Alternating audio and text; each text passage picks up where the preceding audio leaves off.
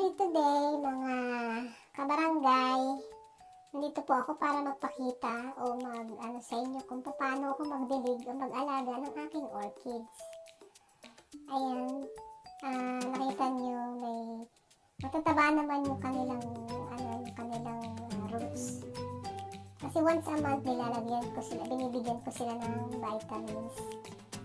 Kaya dito, iba pa yung vitamins sa roots, sa dahon, or sa leaves. Ang daming ate. Sa totoo lang.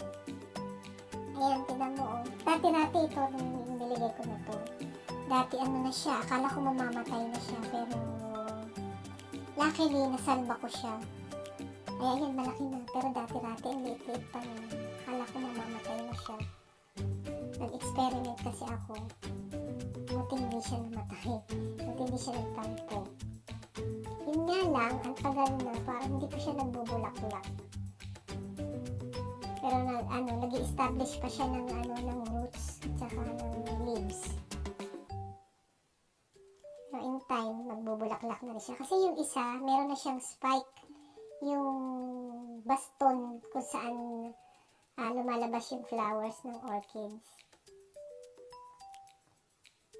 Ayan, maglagay na tayo ng vase, ng baso. Diyan ko na rin lang yung nilalagay para saktong-sakto yung kanilang height. Lalagay natin ng tubig. Siyempre, kung walang tubig, walang dilig.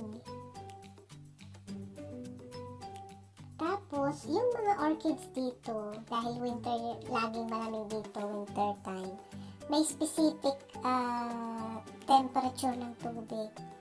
Yung init or yung warm ng tubig. Kailangan siya 15 to 25 degrees Celsius yung kanyang temperature. Kailangan susundin kasi or else mamamatay yung orchids mo. Kasi one time ginawa ko, sabi ko mas maganda yung fresh na water kasi diba sa atin palibhasa mainit. Maganda yung fresh talaga, yung medyo halumig na tubig pandilig sa orchids o sa halaman. Ginawa ko yun, pero after 2 days, naglaglagan ang mga flowers. Sayang. Sobrang sayang. Kaya mula noon, talagang sinusunod ko na kung ano yung nakalagay na instruction. Kasi every flower naman, every vase, meron siyang instruction nakalagay. Kung ilang temperature, kung half sunlight lang ba siya dapat nakapwesto. Kaya yan, bumili ako ng pang-test ng temperature talaga sa tubig para hindi na ako magkamali. So far naman, mula noon, okay naman siya, hindi na siya namatay. Yung flowers ng orchids ko ay tumatagal na mga 2 to 3 months. Tapos, ayan, tingnan nyo yung base na yan, kasi plastic siya, nilalagyan ko siya ng butas. Maraming butas kasi para makahinga yung ugat. Yun ang turo sa akin ng binilhan ko ng orchids. Ganun, para yung ugat niya hindi. Kasi pagka sobrang kulong yung minsan nararating yung ugat, nabubulok. Kaya mas maganda may butas, may ventilation.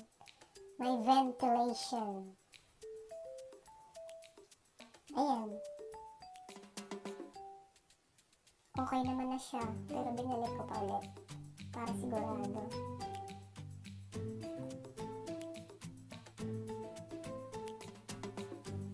Hindi po pa. Walang tiwala sa thermometer ng halaman.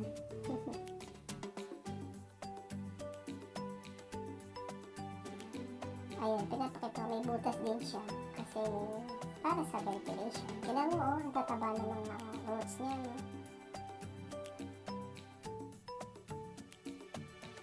No?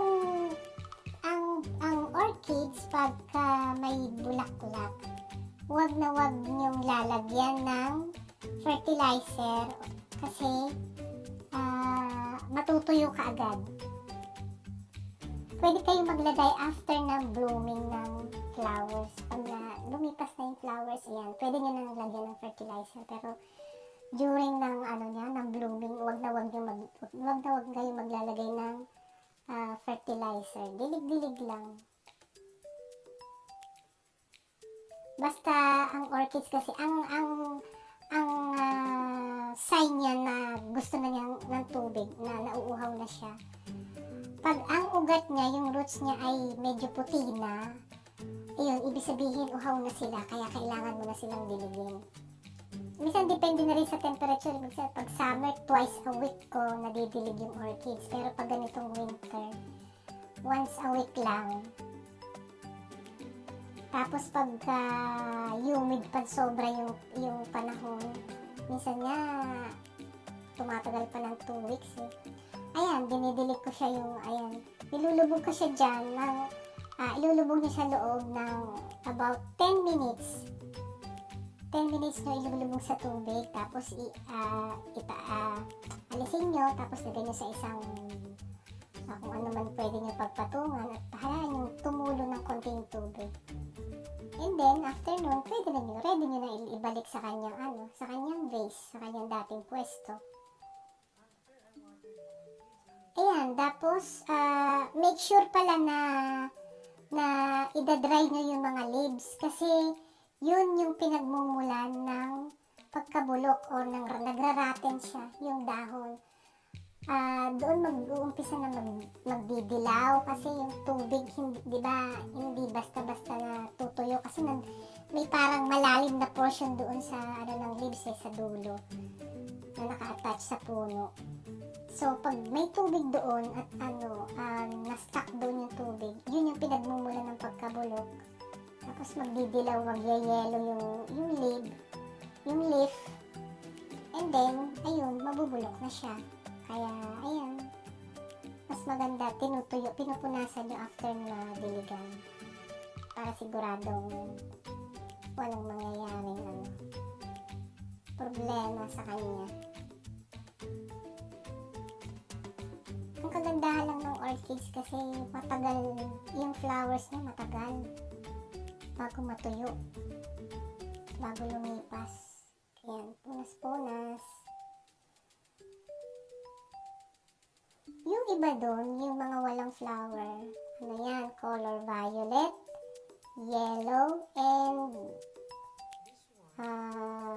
green o white. White din yata yung isa na yun.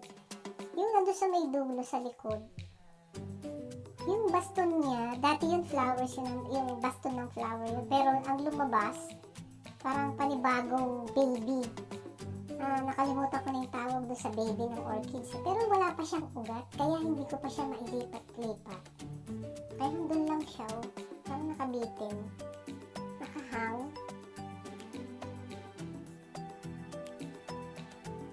Ayan, nagdilig ko na sila. Kaya, hinihintay ko lang silang matuyo ng konti. And then, ibabalik ko lang doon sila sa dati nilang pwesto. At ito na ang kanilang pwesto. Yan, sa harap ng bintana. Kailangan kasi nakakakuha sila ng sunlight. Yun ang gusto nila pag winter time, talagang may liwanag ng araw.